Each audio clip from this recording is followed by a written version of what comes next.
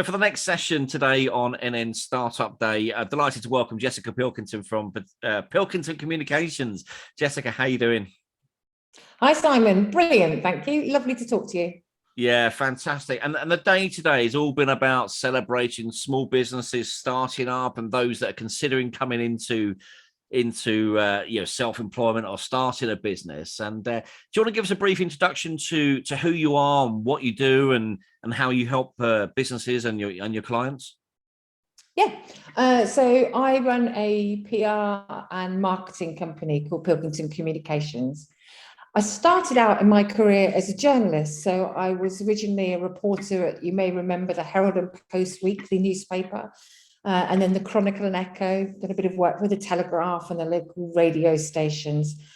Did that worked my way up through features and news, specialised in education and arts, and a few film stars thrown in the way. I'm just going to name drop George Clooney there. And then when traveling for a year, came back and just moved sort of quite organically and slowly into PR and copywriting, worked with and for lots of people, moved into the charity sector, fundraising, but also marketing, and then decided that I wanted to go alone and create my own company. So that's around 15 years ago. It was quite a big step, foregoing, guaranteed income. But I got enough work to feel reasonably comfortable that it would go well. Did that, and it's flown. And a lot has changed during COVID. I have a very different client base now. I now work fairly predominantly with Northamptonshire SMEs, startups, charities, and social enterprises. Yeah, fantastic. And 15 years is quite an achievement because it's a long time, isn't it? Yeah, I think Pilkington Communications is like officially 8 years old, but actually I was working, but maybe self-employed before I officially turned it into a limited company. So yeah, at least 15 years. Yeah, and just looking back, Jess, I mean, how would you say the journey has been so far? Has it been straightforward for you? Has it been quite bumpy? Has it been exhilarating and exciting that we can all find this journey that we're on? How have you found it? Gentle to start with. I did a gentle route into business. So I had children. My children were young. I had a part-time job working for a charity that I was very passionate about, and then started freelancing on the side. So the risk factor was fairly minimal. By the time I decided to move away from the employment and into my own work, I had enough work to keep me out of mischief pre-COVID. So lots of getting out and about and meeting clients, lots of time in the car. I'm a massive audiobook fan, so I very much enjoyed the kind of traveling to meetings as well as the work itself. I work just for myself, and when you do that, when you're not employing and you're just working for yourself, again, there often comes a point where you've suddenly got too much work, and it's like, oh, hang on a minute, I'm getting a bit sad here. I'm working in the evenings. Do I need to employ? Have I got enough work to employ someone? So there's always that sticking point. I've worked with freelancers who come in and supported me on an ad hoc basis without me having to employ. I've had interns from the university who I've then subsequently employed. And there are now sort of 4 or 5 employees, including myself. And then I work with a bank of other freelancers, photographers, videographers, social media, graphic designers, you guys who do a lot of my design work at Poppy Design. So I think I've taken quite a sensible route through business. And because I did it in that way, it's never been super scary. It's only been really quite exciting. Yeah, well done, because I don't know about you, but my journey's been pretty bumpy, and you make mistake after mistake, don't you, as you go forward, and it's all about the learning. But I think for me, if I look back at 13 years ago, I left employment to join the small business community, and my growth as a human being has been incredible, but my I don't know, my whole life has changed through it in a positive and negative way. Let's be honest, there are the positives and the negatives of running a business. But would I go back to corporate employment and where I've been previously? No way, no way. I Yeah. enjoy being around people like yourself, learning from each other and supporting each other, and ultimately doing business together. And I think that's what I really enjoy doing the most. So yeah, Yeah, good. what you've just said is it really resonates with me. I mean, we've talked about this, Simon, this idea of really not, I never think of anybody as a competitor or a concern, even if they're working in the same field, because there is so much potential for collaboration and to support each other. And, you know, the type of client that I might want to work with will be really different to the type of client another PR company might want to work with. And yeah, it's the people you meet along the way, isn't it, that make it so fun. And it sounds to me like you're a little bit like me and addicted to flexibility. Absolutely. Flexibility is a term I don't use very often. Actually, usually use colourful. Actually, I like to be in a colourful Okay. world around colourful people because I think that's where you get creative, you learn, you look at the diversity and different people you meet in business as well, and it is fantastic, Yeah. I find. But Yeah, so colourful and diverse. I had a day recently, and at the end of it, it ended with NNBN networking. Interesting, this particular day, I had an event that I was supporting in the morning, which was all about uh, helping an organisation nurture and recruit a diverse workforce. And it was just like mind blowing meeting all these people, some of whom were there because I'd done a good job on the PR. Some were there anyway. And then I went to this incredible outdoor event where the mayor came along, who you'd introduced me to earlier, and where kids were playing in the street. It was all a sort of sustainable, active travel event. I popped over the road to Green Patch in Kettering, where it's a community garden project, and I helped them with all of their PR and some of their social. And then I ended up at the Kettering Park Hotel for the NNBN networking event, where I sat next to somebody who said, I need to recruit. I really need some help. And I said, I know how to help you. There's a grant. And I put her in touch with someone. She subsequently recruited someone. What a buzz that is when you love it, have massive variety and can then support the others around you. I think it's fantastic.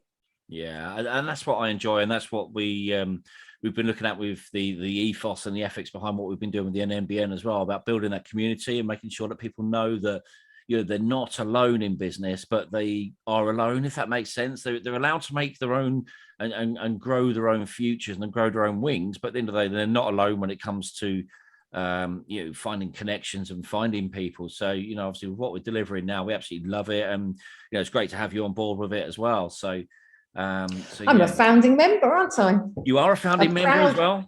Very proud one as well. Very proud and A loud. very That's what proud I say, one. actually. So, but Proud it's member. great to have you with us. And I think, as we go forward as well, we'll be on a tremendous journey together in a way as an entity and as an organisation. But and we've got different kinds of people. We've got established business people in there, and of course we've got the startups. And the startups are where we're really wanting to see that they get the support that they need and deserve as we go forward. Hence today as well as the first step forward.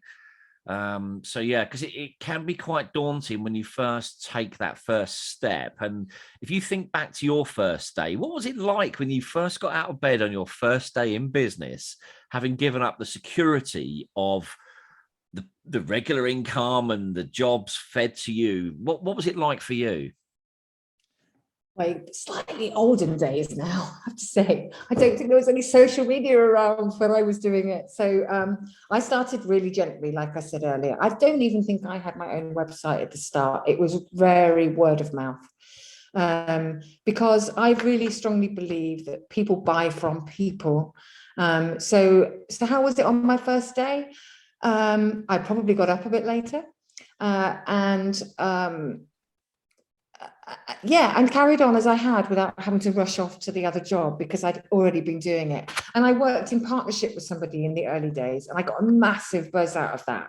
The two of us would meet every day and sit and share projects and share work. Don't do that quite so much now, but I think in the early days that was really special. Yeah, fantastic. I remember my first day, it was a case of right, I'm free. No one's going to tell me what to do apart from Uh, me.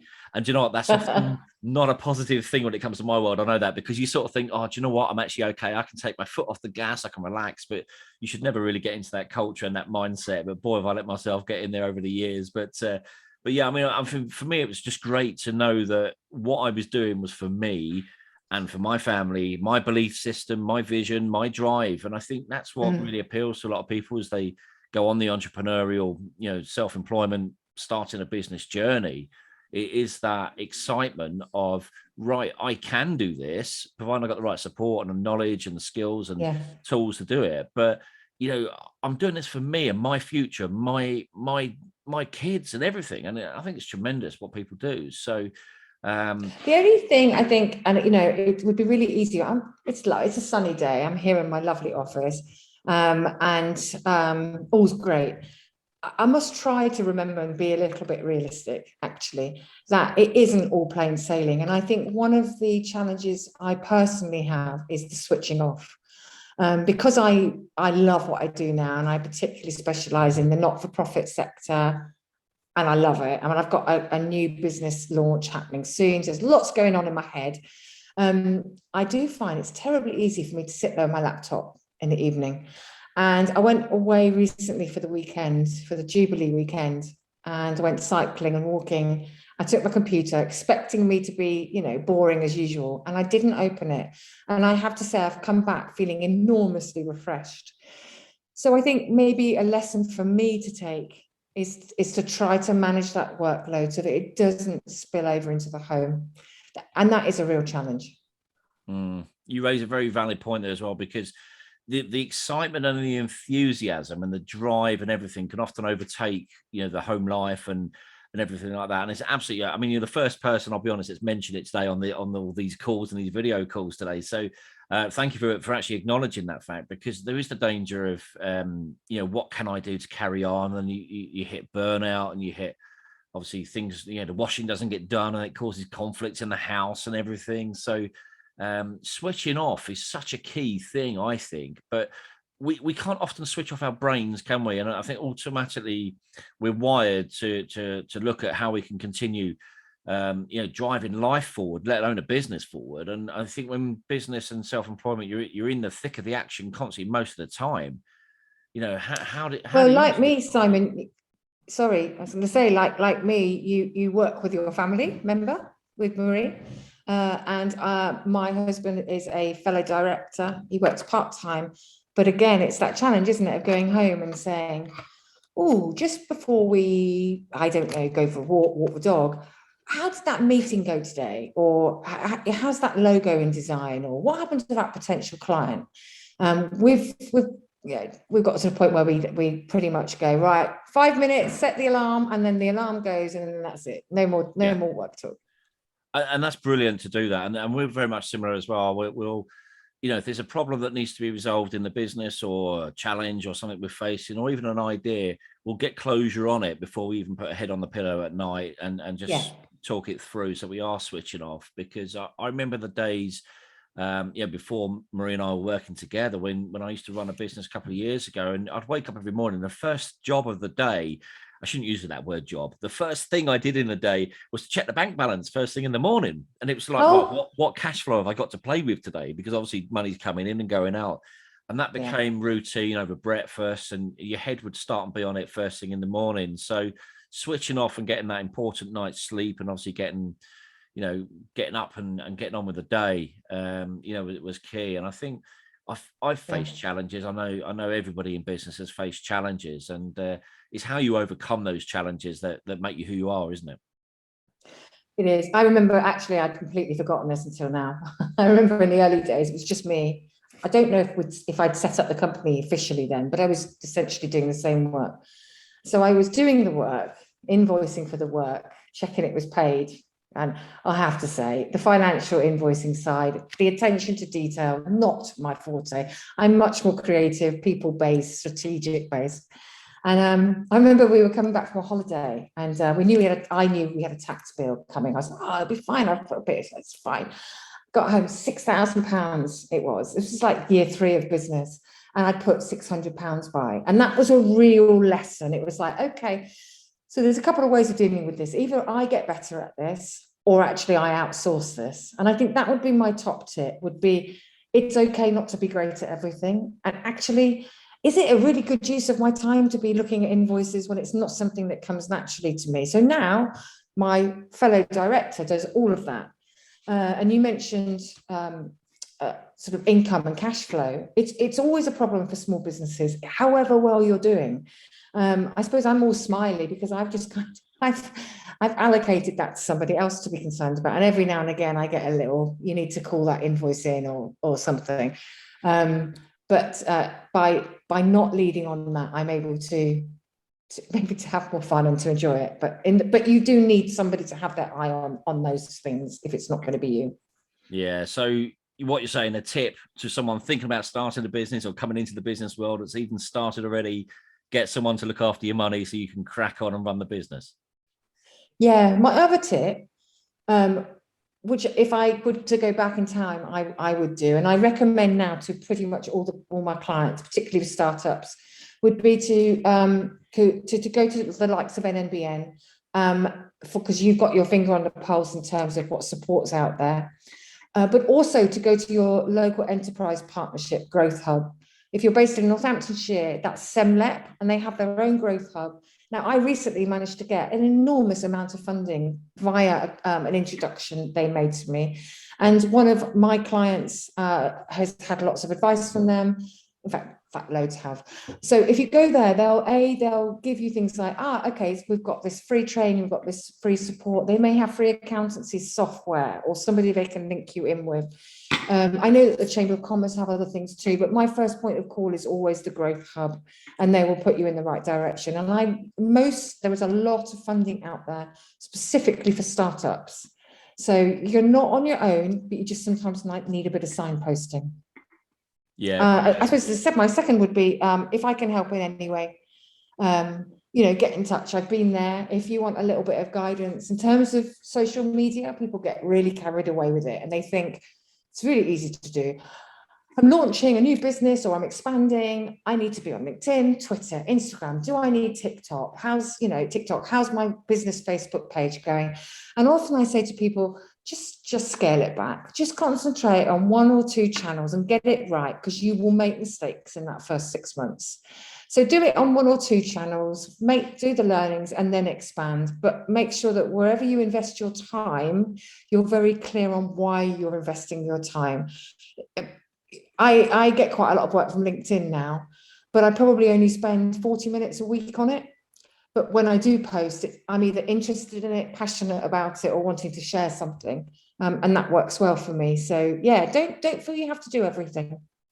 Yeah, fantastic. And you mentioned the Growth Hub earlier today. We're actually talking to the BIPC as well, the Business and IP Centre, and they were sharing about the £2,000 grants they've got available for startup companies. So, I mean, to recognise that, and when I started out, it was to get into a networking organisation that I knew could help me and could help learn from experienced people in the room as well. So that I'm 100% behind what you just said there.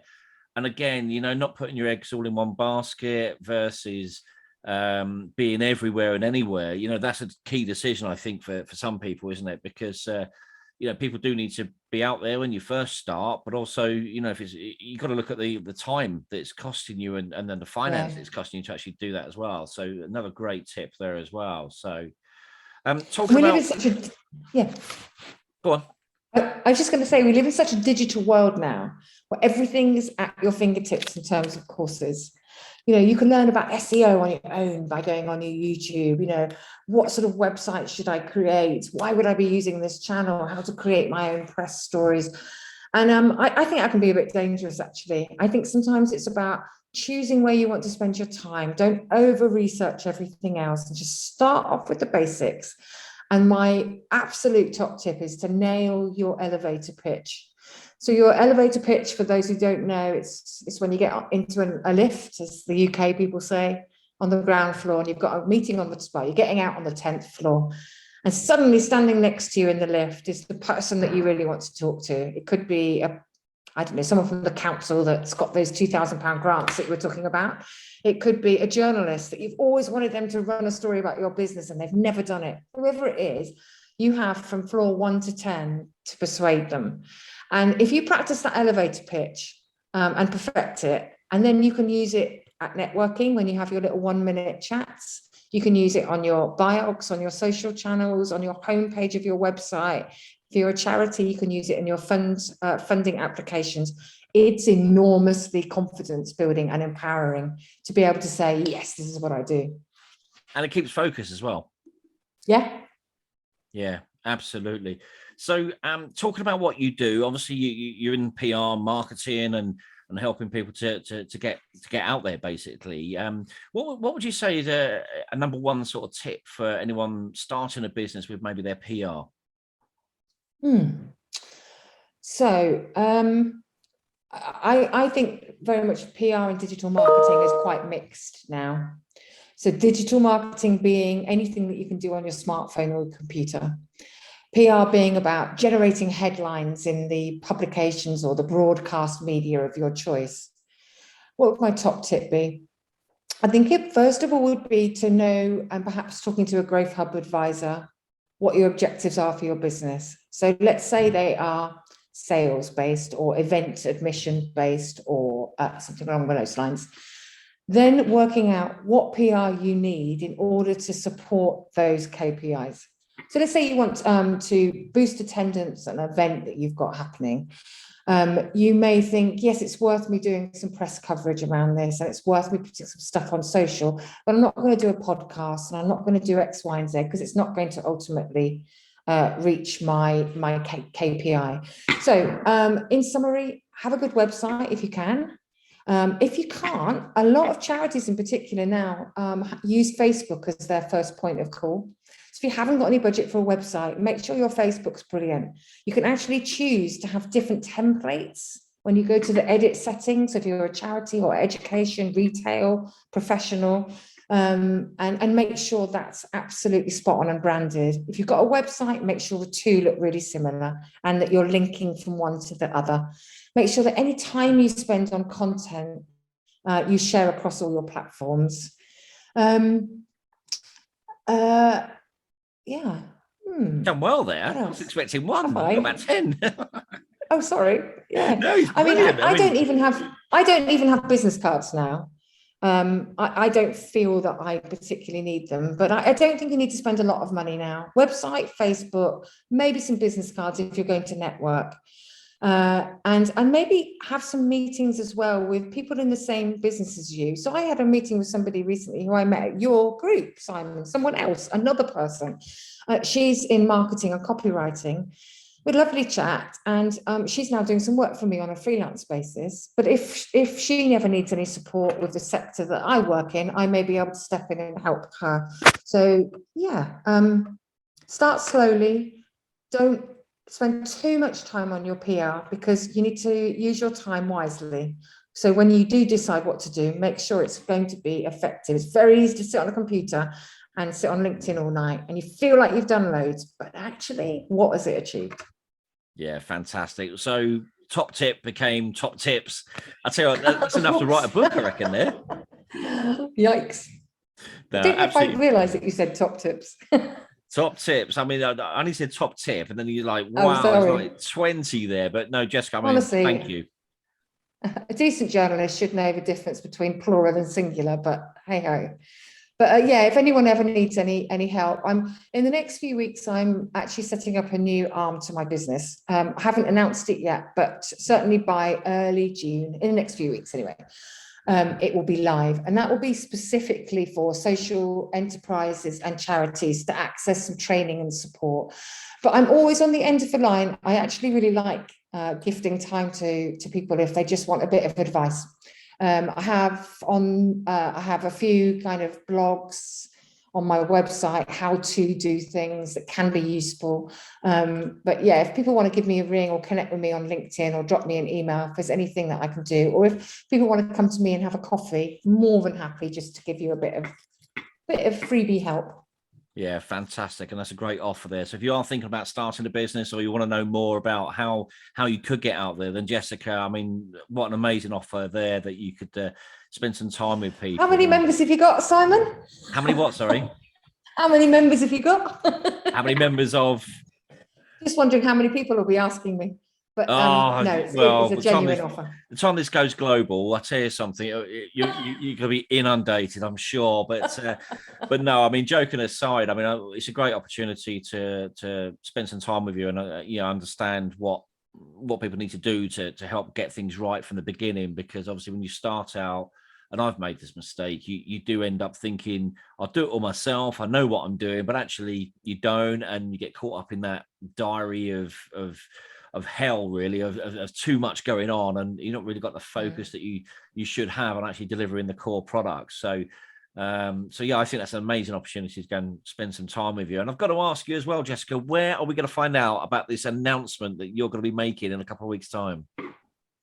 Oh, well, I'm putting the marketing plan together as we speak. So my website, Pilkington Comms website, I will, of course, pop it on there. But the live date, all of my social media channels will have a sort of a slight takeover. So we'll be announcing the launch then. And I've got a new microsite that's been designed by a local company, Poppy Design, which will be dedicated to this new arm of the business. So I'll push it out across all the channels on my website, probably do some press, no doubt do a few announcements at the next NNBN. And yeah, if I'm doing a good job, hopefully you'll have heard about it by the time July and August swing by. Yeah, fantastic. Looking forward to seeing and hearing about the big announcement. So you mentioned your website there, pilkington-comms.co.uk. Yes, absolutely. Brilliant. So if you want to get in contact with Jessica, please do go to our website, have a look at filling in the contact details on there, and that'll go through to Jessica and the team there at Pilkington Communications. And you get in contact and take up that offer of a free coffee with Jessica. I can assure you. Always take up the offers. And good luck to everybody with their businesses. And thank you, Simon, for all the work that you do at NNBN. Yeah, no, thank you. And obviously, thanks for getting involved today as well, because it's the first time we've actually organised anything like this. And, it was great to talk to Patricia earlier from the Business and IP Centre. At the end of today, I've got a fantastic gentleman called Tony Robinson, who is, someone I've admired for a long time, that's going to be joining us at 5 o'clock. And he'll be talking through his journey in business, but also he's one of those amazing characters. He's a micro biz champion. He's so behind the micro businesses and the small business owners out there, and a great character to get involved today with us as well. So I'm really looking forward to that. Join us back at 5 o'clock, where you can hear Tony and I talking all about his journey in business. And from me to you, Jessica, thanks for joining us, and look forward to catching up with you soon. Fantastic. Bye, everyone.